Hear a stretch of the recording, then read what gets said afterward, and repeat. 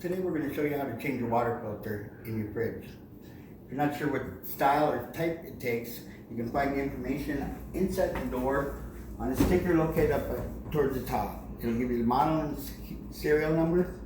You look that up online and find out what filter you need. Most filters are located in the lower part of the fridge.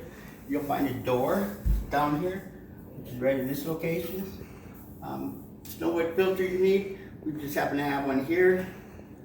After looking up the specs, I pulled it out of the box for you so you can actually see. They're relatively simple. They can only go in one way. It's hard to screw it up. Comes with a cap. I'm going to take that off.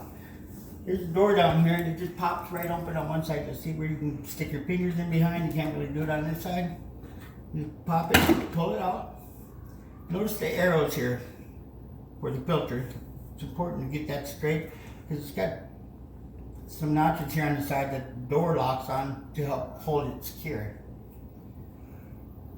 Just gently pull out, ensuring that we got the same one, and gently insert, making sure again that the arrows are in the same place.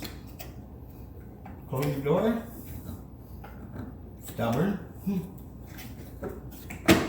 Oh, it's getting caught on this. Okay, you're not done yet.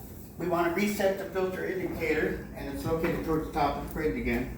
There's a button right here. We just push it about 4, 5, 6 times until it turns green.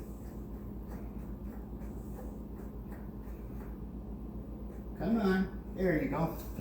Now it'll go through the motions of life and let you know when your filter's bad again.